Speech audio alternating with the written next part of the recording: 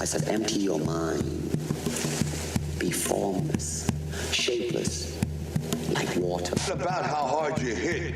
It's about how hard you can get hit and keep moving forward. How much you can take and keep moving forward. Join movement expert Aaron Alexander as he dives into the minds of the foremost innovative healthcare thinkers and movement masters on their approach to optimal health and wellness. Align Podcast. Welcome back to the podcast. My name is Aaron Alexander. Today's fantastic episode got to have Dr. Kelly Starrett on for the third time, I think it is. Dr. Starrett, Kelly, he's been like a long-term mentor from afar for me. I don't know that he completely realizes that, but I've been following his stuff for quite a while, and he was one of the main instigators of sorts for me to start putting videos up on the internets and starting podcasts and doing all the things that we've been doing. So really greatly appreciate him. Recently released a book called Waterman 2.0, done with Phil White, forward by Laird Hamilton. Highly recommend you guys checking that out. And Becoming Supple Leopard&nbsp, all his books are great. Highly recommend checking his stuff out. Thank you so much for tuning into the website, aligntherapy.com, ALIGN-therapy.com. On there, you can start the 5-day movement challenge, start integrating better movement into your daily life. So darn important. You are able to be practicing your movement well outside of being in the gym, and that little sucker gets you into learning some of those fundamentals. Reviews. Thank you guys for leaving us reviews on iTunes. If you do, send me a direct message at Align Band or Align Podcast on the Instagrams, and we will send you out some stuff from Own It. Review, I'm just pulling up a random one here. Dion Ingle or something. 5 stars. The best show, exclamation point. My favorite podcast by a long shot since listening to my first episode in January 2014. Can't believe that's how long we've been doing it. I've listened to virtually every daily release since. Highly recommend for free thinkers. Triple exclamation point. Thanks so much for that, Dion. Hit us up at Align Band or Align Podcast, and we'll get you out some stuff from Own It. I think we're good. This was recorded at CrossFit San Francisco, or San Francisco CrossFit rather, and in their kitchen.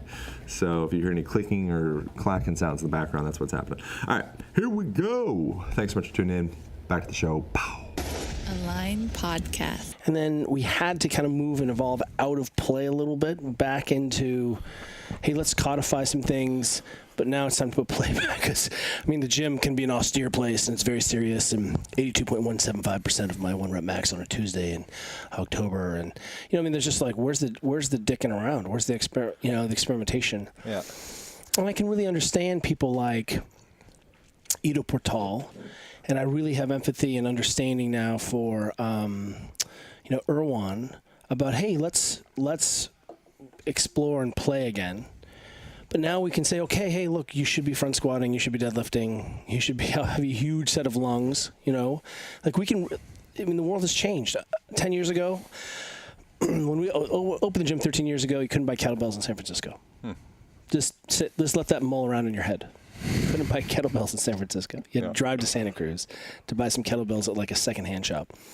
Now you can go to Target and get a kettlebell. So something's changed. So now means we all get to level up. We all get to be a little bit more sophisticated about what's going on. But, man, we got to have some fun. And we got to compete and gamify without losing the narrative. And we've lost the narrative a little bit. It's just, the gym is suck your soul dry, you know, trying to be very serious. And then, as a normal expression of the system, the gym has become very recursive. I do pull-ups so I get better at more pull-ups. So I get better at pull-ups. You know what I mean? Like, at some point, you're strong enough. Yeah. You're big enough. You're powerful enough. Are you actually learning new sports? Are you playing? Are you exploring? And then it really becomes a question of what is the minimum therapeutic dose to get back. And, I'm a CrossFitter. I've been CrossFitting for a long time. It's the language I speak in terms of my general physical preparedness. And then if we have world-class athletes from as many different sports as you can imagine come in, we scale up and scale down based on their needs. But in that, CrossFit's tenet for fitness 100 words or less is regularly learn and play new sport. And I'm like, okay, when's the last new sport you learned? Yeah. How many sports have you done this year? How many competitions did you do this year? Like, we compete in everything all the time. I mean, this year I've done a powerlifting meet. I did a 50K open ocean race. I did a 70-mile bike race. I mean, I'm like, keep signing me up. I paddled the Grand Canyon, and I don't think I'm exceptional. I just think I'm like, whoa, what's the point of all this? And in fitness and wellness and community, tribe, important. That's important. And however we get there is important. What's the next conversation? And the conversation is to go back into the wild and spend some of that fitness. I like the idea of you learn the rules first so that from there you have the permission to break the rules. Yeah, that's 100%. I mean, principles. The gym, man, this place is such a good teacher, right? I just tell this to my daughters. I'm like, look, you got to get straight A's. You got to be the ninja. That way you can play hooky. Yeah. That way you can not go to class, and that way you can, But once we have that, what's interesting is we're seeing now a generation of people who are 40s and 50s. I'm 45 in like 2 weeks. And we're starting to see all of their dirty secrets are coming up. Herniations, right? Knee replacements, shoulder surgeries, right? And what's interesting about all of that is it tells me our old model of just do more, play more, go out, work harder, incomplete. We did not have enough formal movement training, right? Yeah. Now we have a whole generation where we're having to teach more formal movement to kids than ever before, and we're having to put it in a formal way, but we don't have the depth of experience of being an athlete, of playing, of pickup games, of, just horseplay. I don't know what the right word is. I was having this conversation with Chris McDougall, who wrote, Born to Run, and he's a special human being, but I was like, hey, I think there's something to kids' games that we've lost. Because in his book, he talks about the Tamaraw Indians playing this game where they run and kick a little ball. It's how they teach running to their kids through a game. Yeah. And because it teaches high cadence and lots of footwork instead of just like slog, right? And I was like, well, have you thought about applying that to thinking like jacks, hopscotch? I mean, if we got girls doing hopscotch again, you know what the ACL injury rate and girls would go down. Right. Why? Because it's single leg, double leg, single leg, turn, single leg. I mean, like that's sneaky stuff. Do you remember Butts Up? Nope. Butts Up was a game where you would throw a ball against the wall and catch it. Sounds like a prison sport. Well, if you miss the ball, you have to bend over, and the kid you're playing against gets to peg you with the ball. Oh yeah, we did a lot of that. Yeah, so that's called Butts Up. Back in that, you're up on the brick wall. Yeah, and someone go, and so you get this feedback, and the skill was a skill based because it wasn't size. You just had to catch the ball. Oh. And I think, Jax, think about some of those games we played. There's a politically very incorrect game that we used to play with the worst name ever, where a kid, I won't even say it, a kid would pick up the object, the shirt, and then everyone would try to tackle that kid for the next 30 minutes. Do you remember that? And then you get tackled, and someone else would pick it up. I never played that. Played lots of similar stuff. Right. So it has a really offensive name. Smear the, right? The homophobic, Smear the upstanding, valuable human being. And what was interesting about that is think about all the contact. Everyone could play. You run, you cut, all the lateral movement. Then you tackle. You learn how to fall. You learn how to tackle someone, and then, we played that for, thousands of hours. Yeah. And such valuableness. Our daughters were at water polo practice on Monday. And Juliet and I, at the high school, and Juliet and I went to the football field, and we just played ultimate. Just threw the frisbee around, cutting, jumping. An hour later, and I was like, dude, I'm going to be at work tomorrow. I haven't done that much lateral movement. And I think that's what, we don't need to go to the gym and treat it like it's a vitamin shop, and try to fit every gap with the gym. Stop that. Let's go back into the world and load and play. And I think wholesale, you and I are both barefoot cruising around the gym here, but wholesale, something has happened in our lives that we're having to do all this remedial work. And we shouldn't have to do it. Yeah. But we're walking on flat surfaces. We live in like our chair, our car, the couch. That's it. That's our whole movement language. And if you don't go to the gym and do some kettlebell flow, then man, you're screwed. Yeah, it feels like we can kind of paint ourselves into a corner with the rules, where we can become so dogmatic about the rules that then we get so big and almost like mutated within that that now you're mentioning McDougall, I think in there they talk about levee flight patterning, or maybe I got that from someplace else, but you'll see that with various different animals like sharks or like tribal people or people at a music festival or people around college campuses. You see their movement pattern is more scattered and all over the place, and it zigs and zags, and that's just their lifestyle. Whereas you look at modern movement, most of us are far, like you look around the corner of this room here, it's all corners. If you go out into nature, I feel like there's some like evolutionary something there where our body really craves that wandering aspect. We were on, excuse me, we went down the Grand Canyon this summer. We did 16 days camping, boating on the river. It's really like a backpacking trip where you hike every day, plus some boating. Matt Vincent. Yeah, Matt Vincent went. We had him on here. That's right, Maddie. And we had Tim Ferris there and a whole host of our good superstar friends. But the amount of and variability of my movement by 8 a.m., it was shocking. Get up and down off the ground, go toilet poop on the ground, roll my stuff, kneel, hop, carry, load, and then I'd get in my kayak and I'd be like, wow, like I have crossed patterns. I've crossed one leg over. I've been barefoot. I've been balancing. And I didn't have to think about it. I didn't have to put it back in. I think what we need to do, and in fact, this week I'm speaking at, it's called the Mayfield Conference.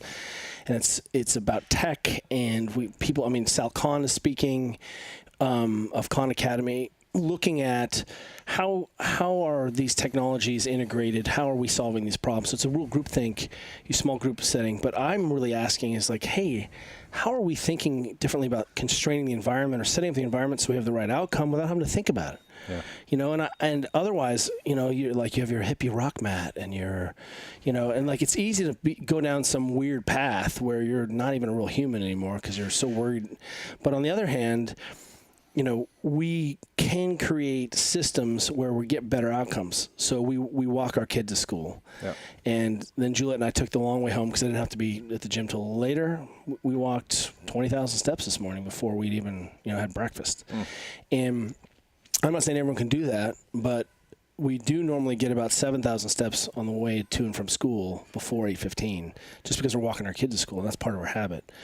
And so I think we're going to have to conceptualize who is in charge of this environmental animal and how do we make it possible to have a better human experience so that we don't have to go back in and do all this remedial work. And Exercise Science has sold us, VO2 Max Matters, Soul Cycle, Tribe. So you go to Soul Cycle or I'm not dissing the exercise bike because I love biking, but that is not a complete movement practice. You're going to be a bent over, shell of a shrimp human, but you're going to have a big set of lungs in that one thing. So really, I think, how do we set it up so that we can express what it means to be human through play? What's the minimum therapeutic dose? Then if you get a wild hair up your ass and want to do something wild, go wild on one of those pieces. But what is it that we need to do? And that may even be your work. If you're listening to this, get rid of the trash cans, put one central trash can location where everyone has to walk and throw their stuff away. Right. So you just constrain the environment to have an outcome where people have to walk more, right? Or, I think you can apply that level of thinking to anything that we're doing. And, I love the gym. I love it, but I also really love to play. And what's nice was that I test my fitness and ready state with my sports. Did I come out unharmed? How did I do? Did things hurt? Could I have access to my positions? I don't get in shape for ski season. I'm always in shape for ski season. I use my skiing to test my lungs and my legs. Yeah. How do you keep yourself psyched? How do you keep yourself stoked to move in the first place? Well, I think that's a really good question. One is that I have extreme high genetic drive to move. So you do the genetic testing on this, I'm in like the 98th percentile. Yeah. I'm like, what are we doing today? Right. I'm like, I have exercise ADD. I'm like, let's do it. Of course, I don't recover like my mutant friends, but I'm always down. So motivation isn't a problem. Our friend Jocko Willink has a saying. He's like, look, you've got to develop discipline because you won't always be motivated. Right. And my wife Juliet's like, oh, I don't like that military discipline language. I'm like, okay, so substitute the word discipline for habit, right, and ritual. And then one of the things that happens is that for some of us who don't want to exercise or just not you just have to create conditions where you're moving more. Yesterday on the Twitter is such an inane argument. Brad Stuhlberg, super bright guy, writer, outside ninja, was talking about an article where he said, hey, look, there's real benefits to fast walking. And maybe for the average person that can hit a lot of this. And he tagged someone from CrossFit. And CrossFit's like, hey, walking's great, but it's not. Are you kidding me? Like, you're trying to say that all we need to do is walk fast? And then Brad's like, whoa, and it just devolved into this thing. And I was like, God damn it. This is the worst. And I literally got tagged 15,000 times, and I'm like, I'm saying shit. You have to have a movement practice, and that can be yoga and Pilates or CrossFit or kettlebells or ground flow or whatever it is. You better take your joints through full range of motion, yes or no. You better breathe hard. I hope you're in a tribe or a community, because that's what human beings do. And, you need to lift some weights, because the research is that VO2 max matters. You can't get a huge VO2 max walking, right?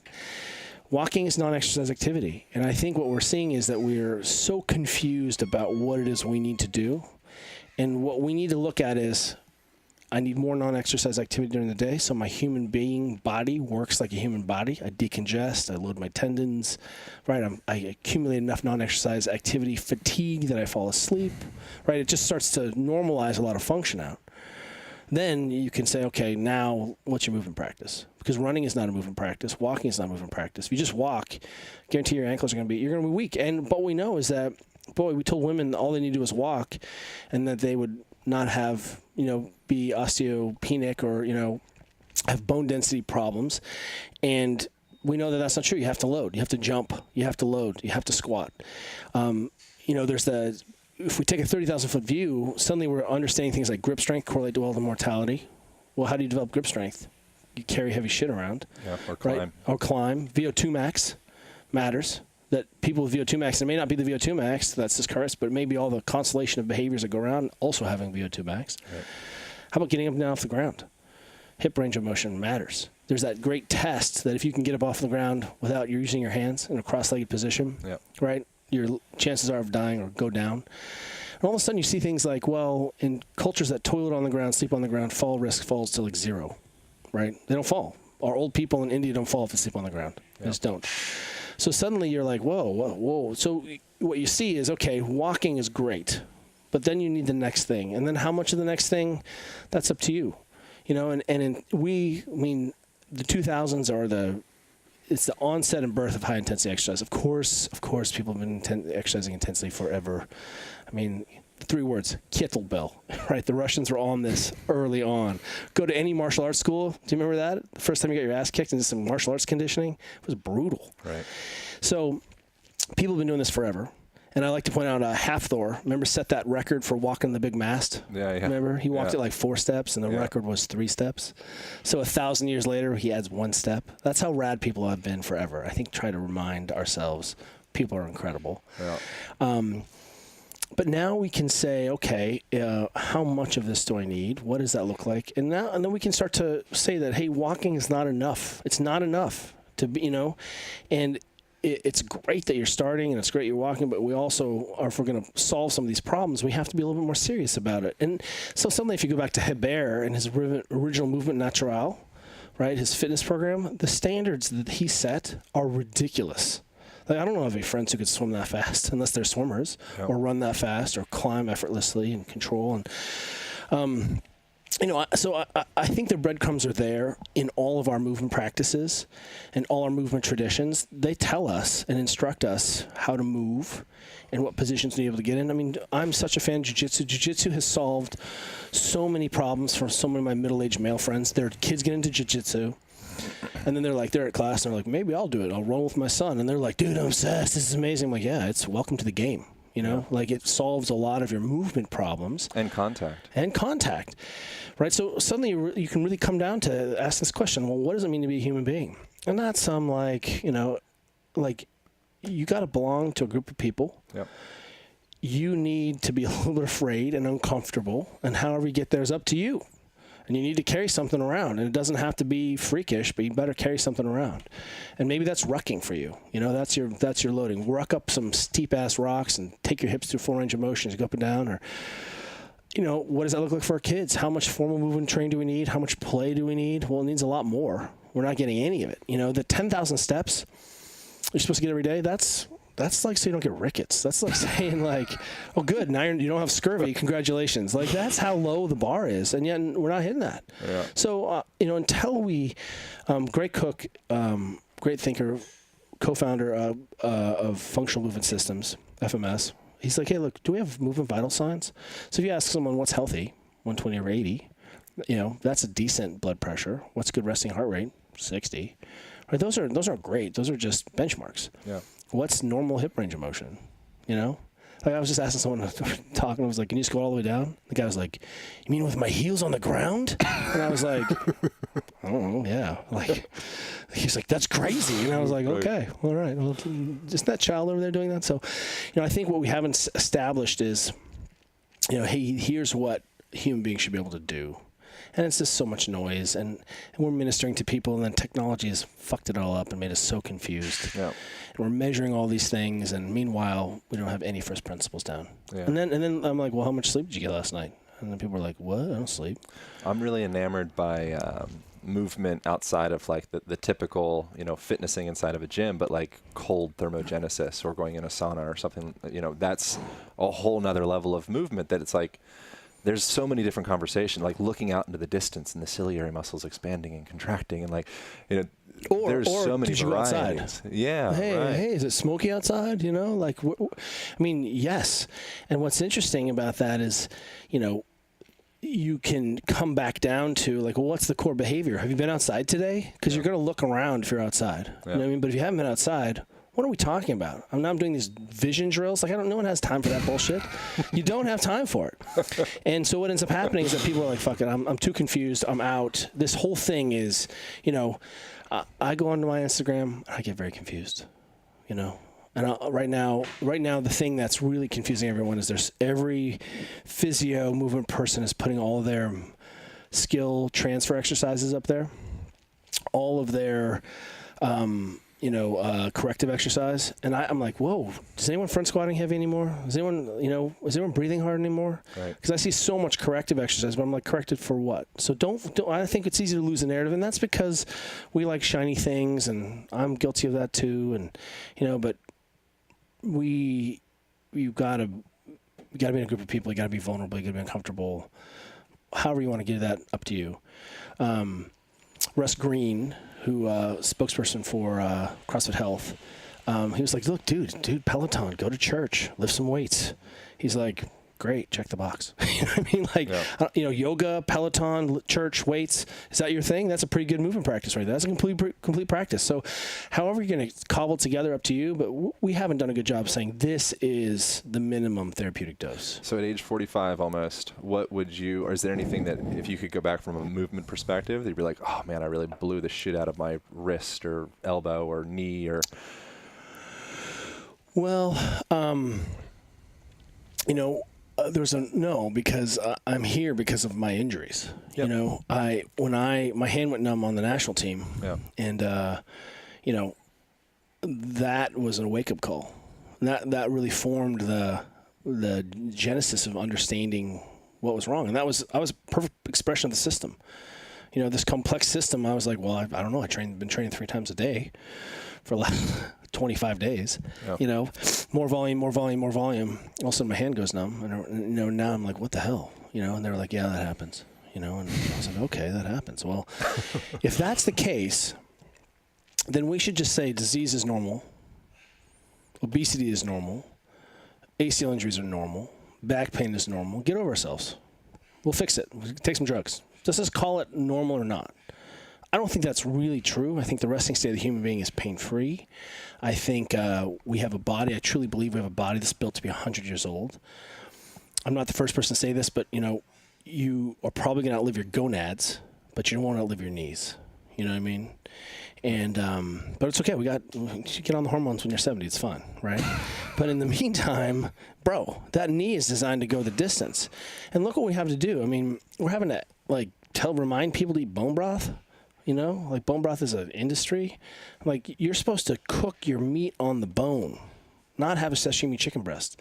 You're supposed to eat the whole animal. And I think you get lost in the weeds sometimes where you're like, where do I fit all this in? And then God forbid you have kids and a job. God forbid you are in a relationship and want to have friends. All of a sudden it feels like this is maintenance of this seemingly fragile thing is a full-time occupation. It shouldn't be. It doesn't take that much maintenance. The body is looking for homeostasis. The body is looking to come back into balance because that's what makes it great. Yeah. And if you just give it some little inputs, I've used this analogy before, so if someone's heard this, we had a person, we've been doing this walking school bus for 3 years now, and we had a person come up after the first year, and she's like, I lost 20 pounds. You changed my life. And I was like, lost 20 pounds of walking to school? Like it's a kilometer and a half, like 2 kilometers. What? And she's like, yeah, it changed my life. I lost 20 pounds. My sex life is better. I feel better in my clothes. My dog came back. I got like the whole thing. I'm like, what? Like you were so out of whack that you walked your kid to school and back in the morning with us and you lost 20 pounds? I'm like, that's unfair. Like I didn't lose 20 pounds. Oh. So, we went up to the river this last weekend, took our whole family and friends, and I really see, my age demographic, which I'm conscious of right now, is these men 40 to 50, and we're really struggling to figure out how I put it all together. How do I manage this incredible workload right now? How do I have this minimal physical dose? It's easy to be metabolically deranged and insulin insensitive and, low T because you don't sleep and you're drinking alcohol and you're a stress case and you don't move. Yeah. Are you familiar with Ellen Langer? Counterclockwise is a book that she wrote. Counterclockwise Study is this really famous study that was essentially what she did was took a bunch of people, I think they were around 70 years old, and she created this artificial environment from 20 years previous. So she shot them back into being 50. So they had pictures of themselves up on the wall from when they were 50, had all the music, they got all the newspapers from that time, they had the sports games going. And what they found is the people ended up actually, their fingers got longer and their attention became better, their vision became sharper, they could read better and retain better. So it's really interesting to me when you tell me about like, okay, it came from, Kelly Starrett, he told me to go walk. I got the prescription, and you're like, wow, all of a sudden I'm banging my husband and I'm losing fat and I'm doing all this stuff. It's just a really interesting other kind of layer to all this thing, where if you can convince someone that this is the path, then it really truly does become the path. But just figuring out. Well, right. So Alex Hutchinson wrote this great new book called Endure, which if you haven't read it, it's about the curious and flexible limits of human performance and human endurance, and like from nutrition to hydration to pain perception to positive affect. I mean, just Juliet, we just had someone in the gym. Really, so my physical therapy practice is pretty simple right now. Like I see world champions and world record holders and really, really sick people or really, really injured people who've fallen through the cracks. You know what I mean? Like, oh, this is an interesting case. Like, you've been failed or people. And oftentimes I just give that person some permission and give them a different framing of what's going on and shift loci of control back onto them. And literally, I'm like, and they're like, yeah, it's amazing. My bad. I'm like, well, we have disempowered you and your tribe, your community, and it's no one's fault. But I truly believe two things right now, and one of them is really scary. One of them is I think we're going to have to write off a generation of people. No one is beyond saving, but it's really going to be difficult to put out the fires and get people back on track. And it's because our brains are wired for tech. We love it. It's addictive. It's so good. Yeah. When no one's talking about porn is the most addictive. It's destroying your relationships. It's crazy. I got some going right now. Yeah, of course you do. Look at that a lot. Yeah, and I let me just take a sidetrack because I think it helps us to understand the role of opiates, the role of, there are these behaviors and things that make it that sugar, crappy food. It's just like, man, I'm wired to love cookies. I love them, right? And if I have cookies in the house, I eat them all. Yeah, me too. So I just don't have cookies in the house. I just I get up sometimes in the night because I hear a dog or something, and that's my role. And I get up, and I'm like, oh, where are the cookies? I'm like, there's no cookies. So I have a glass of milk, or I just go to bed. I'm like, shit, there's no cookies. But my point is, I think when we look at all the things we have stacked against us, it's easy to understand why we see an ecosystem that's struggling to keep up.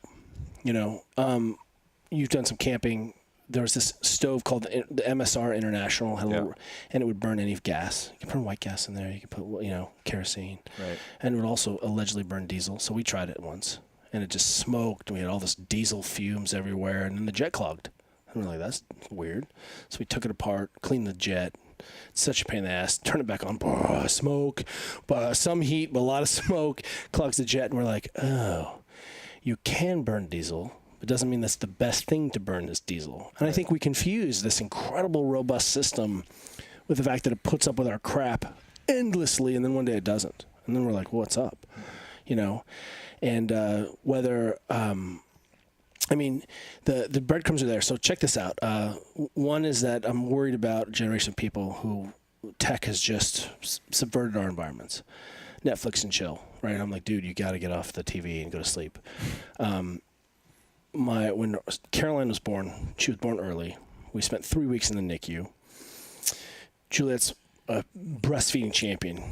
She's able to work. We work our ass off to get some milk in our kid. And she's discharged, and the doctor's like, okay, so you got to give her these vitamins every day. And I was like, vitamins? And they're like, yeah. And I was like, you're saying, let's be clear here. You're saying that human milk isn't enough for my baby. Is that what you just told me?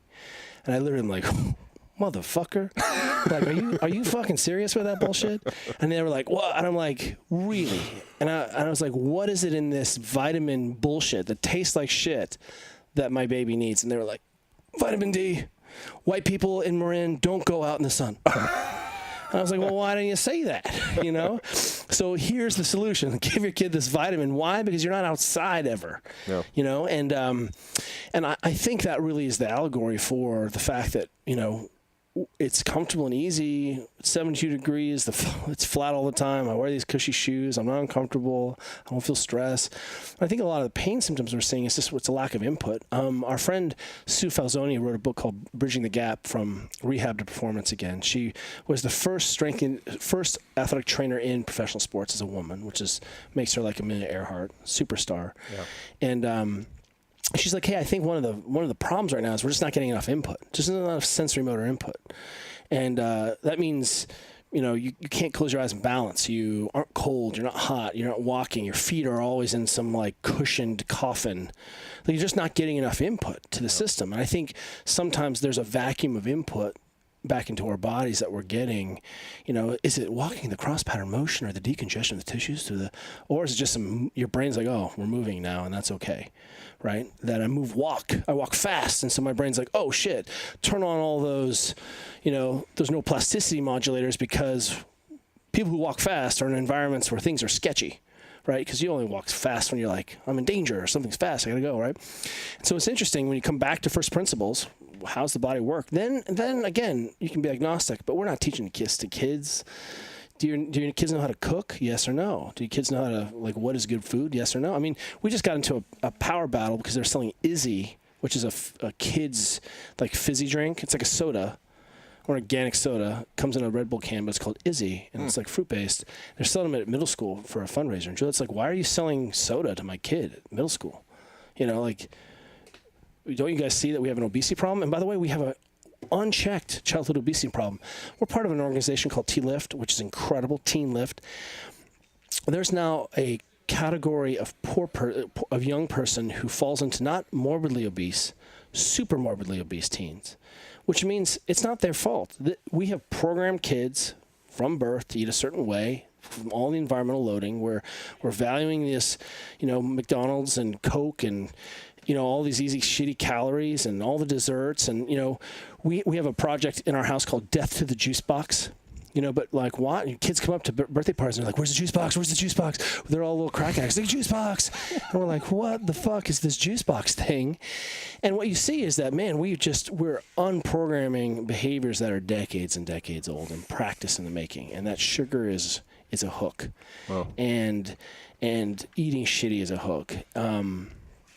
So how are we going to tackle? So first and foremost, I unequivocally believe, wow, we may be too late to help a lot of people to really improve their quality of life. This is our shot, and we have mucked it up for them. And I also firmly believe that in this generation, of smart people and coaches and the internet and podcasts that we have a chance to raise the tide and have a chance to get a lot right and better because of Joe Rogan, because of Aubrey, because of Tim, because of Ben. We're saying, hey, look, here's what we know. Test it. Let us know what you think. And I think, and then those people become decentralized nodes. You listen to Line podcasts, like you're going to be understanding a whole lot more.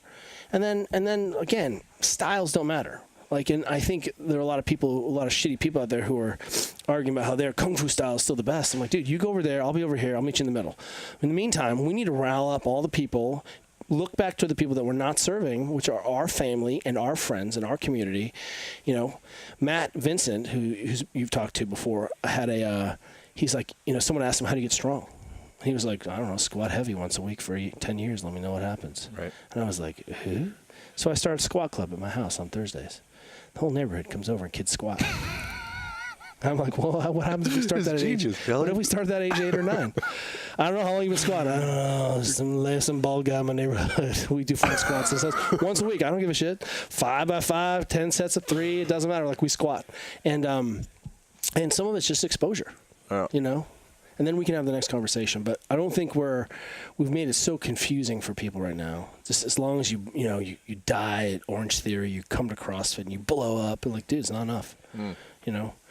And I can see why people are like, you know, first move well, then move off. And I'm like, well, hey, we need to work hard first. But we also haven't taught what compensation looks like. So we've got a lot of work. It's still very confusing, but it's starting to get out there, you know. And then you're like, we're back into physical culture time. Like, let's go play again. What about Robert Sapolsky and the baboons? Are you familiar with all that stuff? No. God, Robert Sapolsky. Primate's Memoir / Why Zebras Don't Get Ulcers. I know you will know Why Zebras Don't Get Ulcers. I had to read that in physio school. It's good stuff.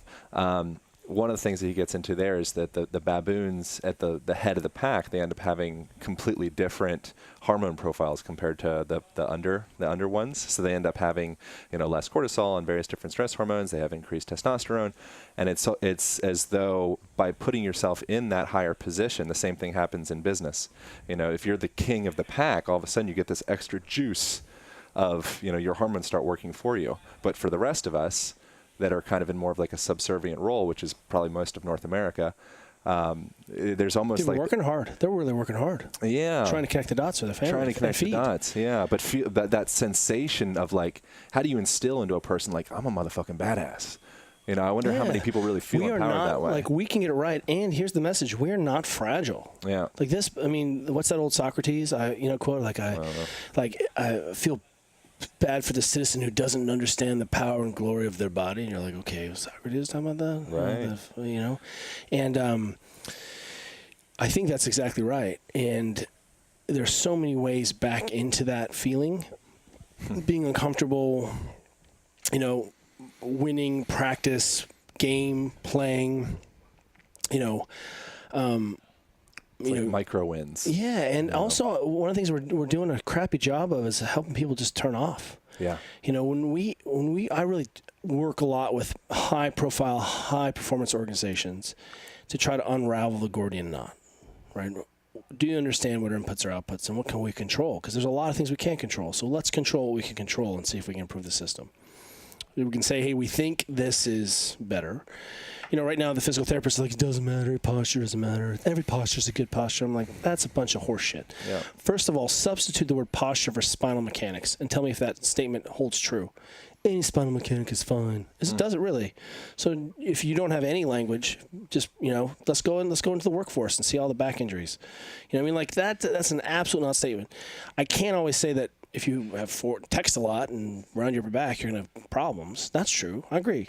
But also, you haven't run that experiment for 70 or 80 years. You know, when that person's bent over and hunched, like, we'll just wait until we have a generation of people who, you know, literally can't take a breath or put their arms over their head, which leads us to the question.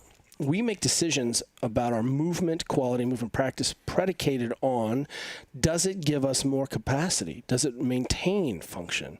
Does it maintain capacity? So feet straight, gives you better hip function, better hip stability, better ankle function, allows you to transfer, you know. if you're slouched over, you can't take a full breath. Sit up tall, like take a full breath. You're like, okay, so which position do you like? Do you want to be at 20% heat or 80% heat? Like, let's give you back your function. And so suddenly, you know, we can start to make these conversations about, hey, here's what the human being with the function states is better capacity and better shapes. And if you don't believe me, let's go into yoga. And let's go see what Joseph Pilates has to say about this. And let's go to see what every martial arts says about this position. And Olympic lifting, and gymnastics, and running. And you'll see that there are universally, everyone's like, yeah, your posture really matters. So I'm like, okay, so as long as it's function, it matters. So let's give people, again, benchmarks, goalposts, and let's create an environment where we don't have to coach it again. You know, I really... Greg Cook, Erwan LaCour, all these guys, you know, are like, hey, look, if you created a natural environment, and whatever that means, let's just say you have the right environment, it will naturally shape the human to do the right thing, right? Because that's what we're designed to do, is to exist. So if you were in an environment where there's no chairs and you're sitting on the ground and squatting on the ground, like those rest positions are all spine straight, and you have good hip range, and you're moving around, and you have to take a poop and reach on the fire, and all of a sudden you'll see that, you know, and if you're moving and carrying stuff, you'll see that an environment does beget better movement. And here's how we know. You know, we have about 90,000 kids standing out of sedentary desks into these moving desks now that with our stand-up kids. We really we have a nonprofit that flips particularly low-income schools, but it turns out that getting kids out of a sedentary desk into a moving dynamic desk, where they have movement options and choice, they can sit on the ground, they can perch, they can move, which has been clinically shown to reverse childhood obesity. So you'll see that it'll see a delta of 6 percentage points over 2 years on BMI. So whatever you want to count, if test scores are important to you, if attention is more, whatever is important, but I'm just looking at childhood obesity here, and it turns out if you move, they do better, right? So we have a whole now, my youngest daughter is in the 5th grade. She has never sat at a desk. And she and her cohort have all been there, have never sat at desks, and no one heel strikes. Weird. Yeah. And they all have these little upright spines. And like Caroline's like a whip. She's like a Bruce Lee, like she's like, you know, like a reed. I will bend like a reed in the wind. And it's crazy to see. And that's an example of how environment shapes, you know, person. Yeah. So we're clever enough. We have thumbs. Let's shape the environment. So we don't have to think. I don't have to make another decision. That's the other thing. I mean, it's just like, dude, you feel. Can you feel? Are you tired? You know, and we get behind, and it happens everywhere. It happens in the government. So at the elite levels of all the allergies are killing me right now. So that's why I sound like this. There's also fires up north, but I just drove through them. Ambien Adderall is a dirty secret in the military. Right. Adderall, caffeine, THC. Oh, that's new, right? Or not new, but people are like, I'm on board. And you're like, that's not me. It's coffee and wine. Oh, that's you. And what we're feeling is I'm so tired. I have 15 cups of coffee. I love coffee. I'm a caffeine metabolizer. I love coffee. But if I don't have coffee, I'm fine, right? And I stop drinking coffee at 3:30, and I have 2 cups of coffee in the day, a couple espressos. I love it. I can't downregulate. I can't turn off. So now I have a bottle of wine, half bottle of wine, which is considered heavy drinking, right? A 4-ounce glass of wine. Do you know how little that is? That's an Italian wine cup of like, you sit down with your great Italian grandma and she pours those little cups out. That's a serving of wine. So that gigantic Merlot glass that you have, that goblet, that's a half bottle of wine. That is not a serving of wine. That's 2 servings of wine. If you have one of those a night, you're a heavy drinker. So all of a sudden your sleep is disrupted. So you fall asleep, but your quality of your sleep is totally disrupted. And if you have 2 Ambien and you wake up and take another 2 Ambien, this is a lot of our military guys. Your sleep is not consolidated. You just like, it's a disaster. You wake up in the morning, guess how you feel? Tired. So what do? You have more coffee. Yep. And you're not moving. So it's really difficult to get out of this depressant stimulant cycle and then feel, you know, am I tired? How do I feel? Am I anxious? So I think it's complicated, but there are many ways into the first conversation, and you don't have to fix everything all at once. You know, if you come into my gym, we're not going to run you through some assessment. Today, this is what we're doing. and we're going to improve what we can today, and tomorrow when we do the next thing, we'll improve what we can, and I'll see you in 3 months. Yeah. You know, so I think that's how it is. And if we help people understand this you every day, I mean, my mom's a psychologist, so Carl Rogers, right? You can reinvent yourself every day. Like, you have unconditional positive regard, and you can change. Today, make a better decision right now. Make a better decision tonight, and then tomorrow, if you fuck it up, make a better decision at lunch. You know, you have a chance to continue to improve the ball all the time. And especially if you can create an environment where you're walking more, when your sleep is better, you're eating more whole foods, right? There's some downtime to fucking chill out and calm down and relax and be in some dark rooms and let yourself, you know what I mean? I think when we come back to that and we help people see how simple it is, that they'll feel better. And guess what? I don't give a shit about your health. I give a shit about your performance. That is my, raise your hand, Starrett. I'm outed. I care about you lifting more, running faster, looking better naked. This is all about performance for me. This is all about saying, I think the human body has so much innate capacity to do extraordinary things, and you're not even scratching the surface. So well, it's not important to you? You know, like, who? Yeah. You know? Wanted to take a quick moment to thank the Align Band for supporting this podcast. Align Band is a rad self-care product created by yours truly. I use it with every one of my clients, friends, family. I take it with me anytime I go on any type of traveling trip. Highly recommend getting a resistance band in your life, even if it is not the Align Band. Get yourself a resistance band. This guy comes with a door anchor, a traveling case, so you can hang it up on any hotel door, car door, anywhere. And then you have a band hanging, so you can start mobilizing, opening up your hips, opening up shoulders, opening up the ankles, lengthening your neck, whatever you got to do, you can do it with the Align Band. You can find it at aligntherapy.com/gear. That's aligntherapy, ALIGN therapy.com/gear. It's also on Amazon, all those different places. Thank you so much for swooping that thing up if you are called, and I hope you enjoy the rest of the episode. Something that I think that, we'll wrap up soon because you got to run, but I think that there likely has been somewhat of like a pathological aversion from anything that's not upright and the foot supinated and straight ahead. Yeah. And then there's like this, you mentioned a great word, Gordian knot. I never heard that before. The Gordian knot. I like that. Yeah. So all of a sudden the Gordian knot, I think, can get tighter because you haven't addressed the baseline pattern. Yeah. And all we have is formal movement, right? Rigid, afraid to move. Right. So how do you start to bridge that? Well, you play. So, right. So this, let's call this flex spine, right? We're like right now. I just saw this thing. And physical therapists, you should know better. Some physical therapists were online were saying, like, this brace neutral. I'm like, yeah, neutral's a weird word. Like a stacked, organized spine that allows you to handle the most axial load. That's reproducible, and we can get there. And that spine handles the biggest loads. Don't believe me. Come over and put 600 pounds on the rack, and we'll just have you lift it. And I'll tell you what position you end up in every single time, right? Yep. That spine transfers the most load. Okay. Are we really flexion averse? So some of these therapists are like, hey, we're so flexion averse, ready, and loaded Jefferson curls. And I was like, whoa, that's your first intervention?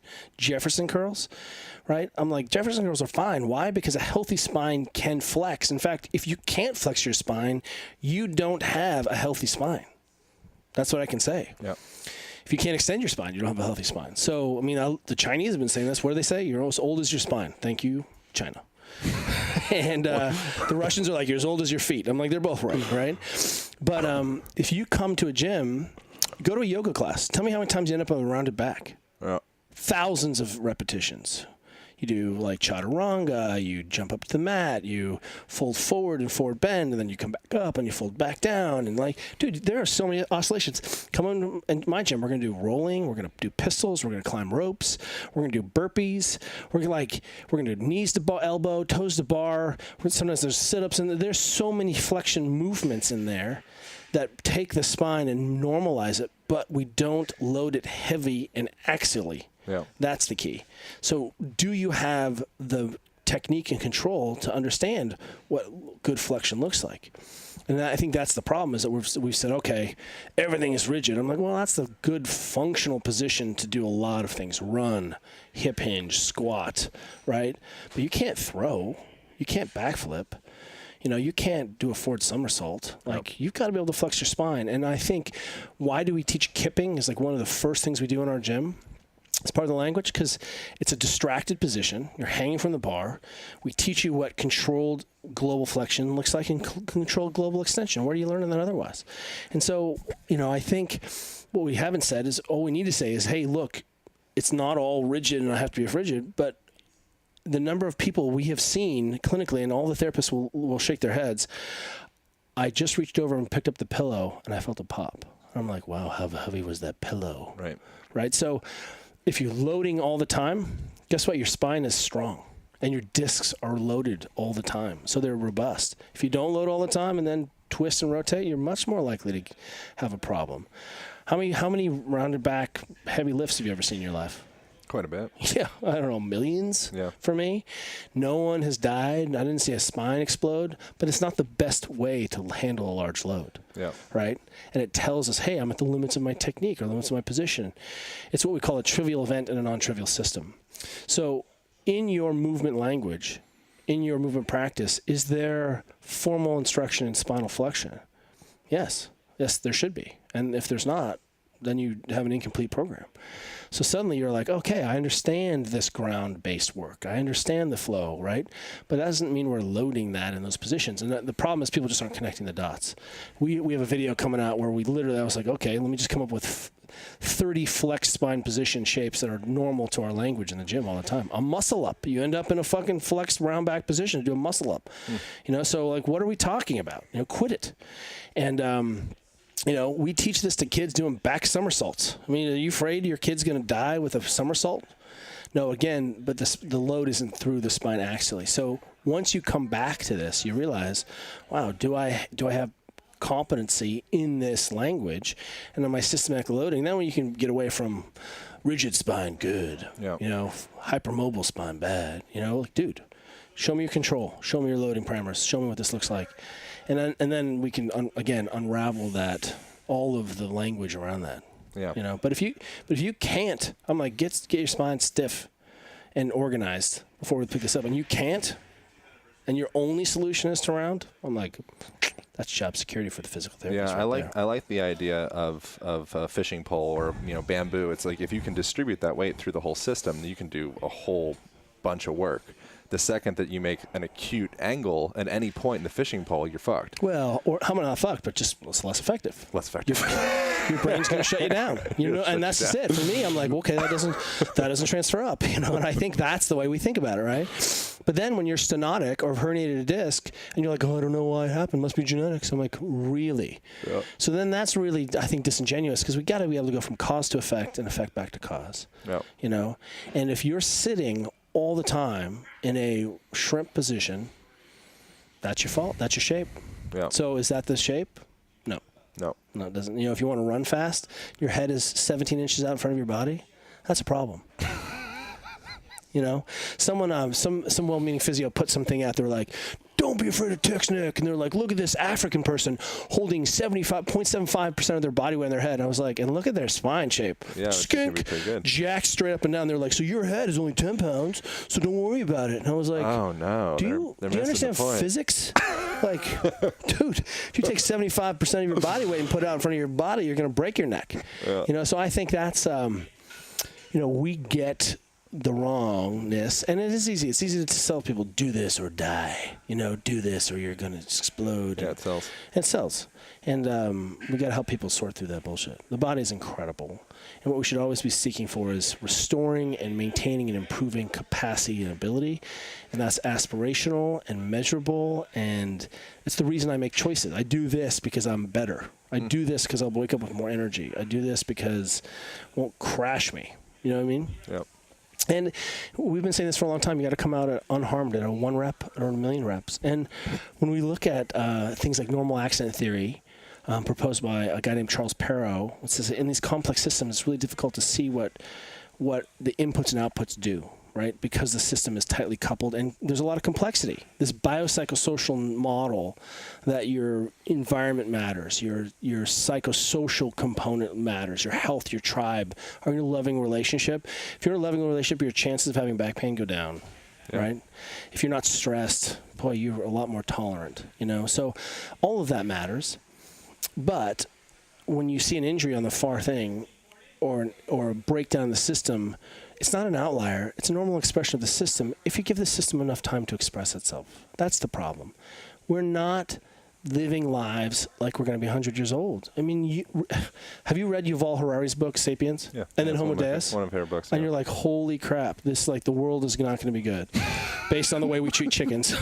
Right? Like, I mean, you're like, okay, Yuval, like I talk all chickens. My chickens have like life coaches now. I'm trying to be a better person. So when the AI comes, and it's like, I mean, did you hear, Elon on Rogan? Oh, yeah. He's like, I warned everyone about AI. Dude. Now it's too late. That was some deep shit. Yeah, it's scary. Hand me that joint. I'm so stressed out about AI. He didn't inhale. He got all the flight. They lost probably millions of dollars off that. He didn't even inhale. Let me. We run this. We have some simple models. Does this hold true? Oh, everyone's like, oh, it's fine. I'm like, if that was a woman CEO, what would happen? I'm not sure. She'd be fired. Yeah, I guess so. Yeah, but can you fire Elon? Is that even possible at this point? Right. He's an Such an alien. You can't fire an alien. My point is, coming back, I think what we're not thinking about is we are going to be 100 years old, no problem. And so let's start thinking about this long game. I mean, recently Juliet rolled over and she's like, do you think we're not even training for now? We're training for when we're 70? Yeah. And I was like, probably. The more muscle mass I have, the more range of motion I maintain, the bigger my VO2 max now, the more function I have when I'm 70 or 80. Because guess what? You're going to be there. And it's your choice how you get there. It totally is. I don't want to be a stifle guy. There's a super nuns study where they found that nuns that spoke more eloquently and used bigger words and like their journals and such had significantly less chances of dementia going into old age. So just another route of thinking if you like get a dictionary. Yeah. There's a lot of different angles. Become a nun. That's what I actually meant by that. Obviously, too much sex. Become a nun. And what's all the constellation of behaviors around that? Like you have an intellectual process, you have a role in society, you have a meaningful tribe, you belong, you have a raison d'être, and then add in the fact that you don't drink, right? You probably sleep because nuns only have candles. Have you dabbled any kind of monkery type experiences? I just did a 10-day silent vipassana. That's cool. And it was it changed my perspective. For the first time, I was actually a little bit more like, oh, I think I get it. Like there is actually an appeal to checking out and just seeing where you can go in another container. Before that, I would have never understood. Now there's a little bit of like, oh, okay, I think I get like the monk approach. It's not for me now, but anyway. Yeah, I think it's simplifying and base. I think I understand. One of our coaches here just went to a month-long silent retreat. Learned yoga and did speak for a month, and she's like I sorted a lot out. And I think none of us are alone. I'm an only child, so I'm always alone. I'm okay. I love it. Yeah. And but I think your point, but also then I would say is, hey, I think it's the vow of the Bodhisattva is to come back and says, of course, you got to be able to do it here. Yeah. Well, you don't need to. Well, but we can still say we're the first principles there. Like, one of our friends, Jimmy Chin, has a new climbing movie coming out called Free Solo, which I'm just going to pitch right now. It's about Alex Honnold doing the free solo ascent of El Cap, unroped El Cap. And it's because Jimmy's a friend and he's in my social media network and stuff, I see this preview for this movie all the time. Shows up a lot.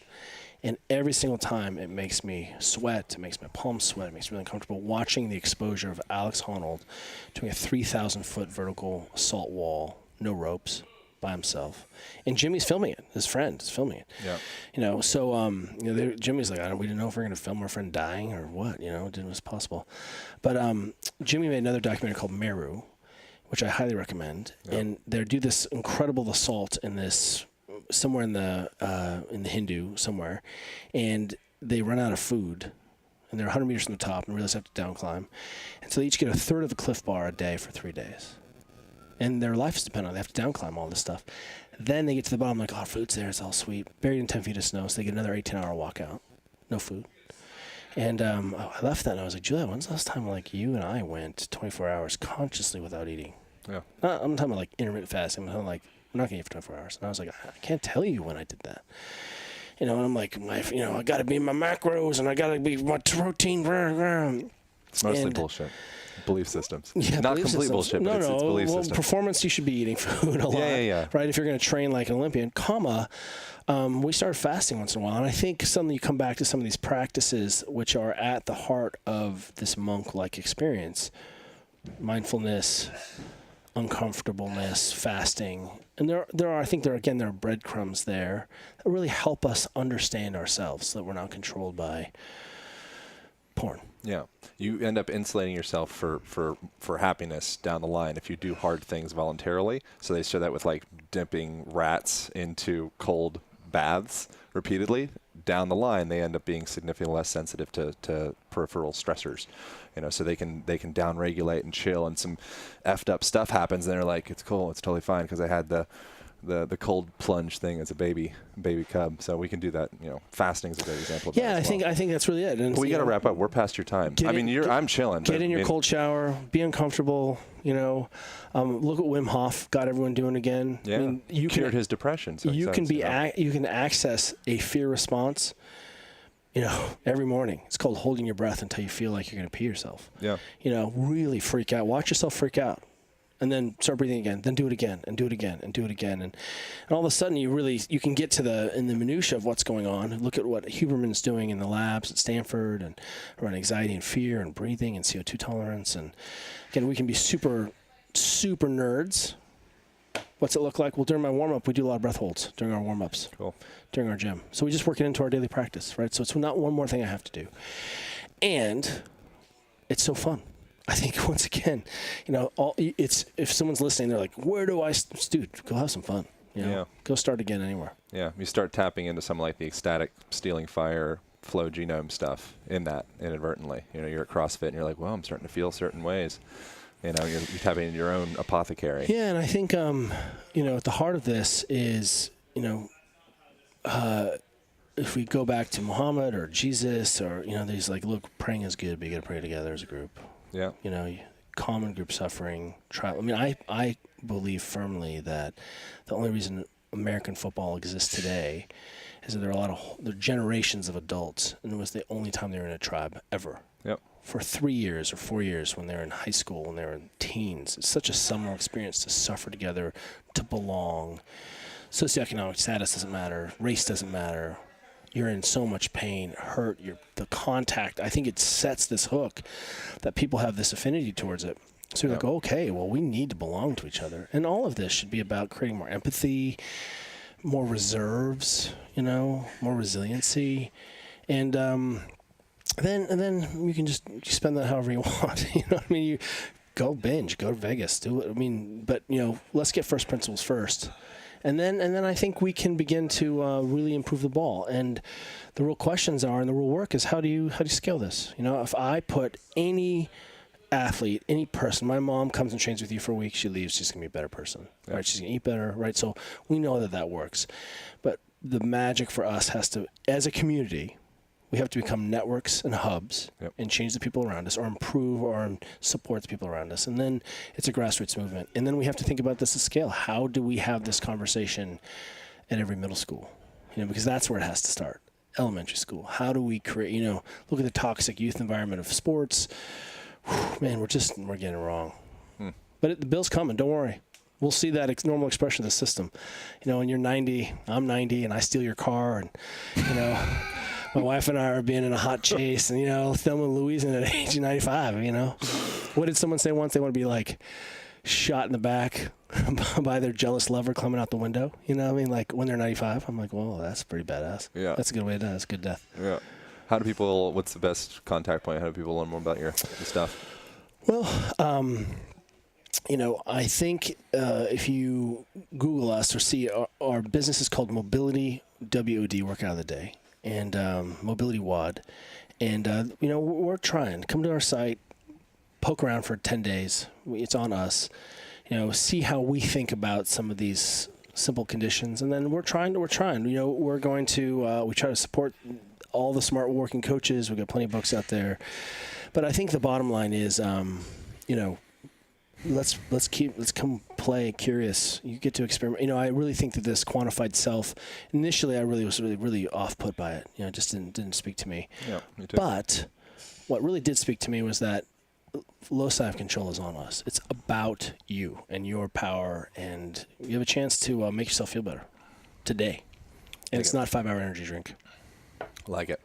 Dude, so you've been one of the main inspirers of the direction that I've gone with I'm doing a book presently, potentially with Phil, actually, and the podcast and videos and everything. So, yeah, I just, once again, so much appreciation. Well, I appreciate that. That's a big deal because you are a smarty pants, but also, I was just with, I was at Exos this weekend with Mark Verstegen, and he's the founder of Athletes Performance Institute and Exos, and, I'm standing on his shoulders. I remember being a 23-year-old maybe, and trying to train for the national team, and outside a magazine article comes up about Verstegen, what he's trying to do, and I remember thinking, this is what I want to do with my life. Wow.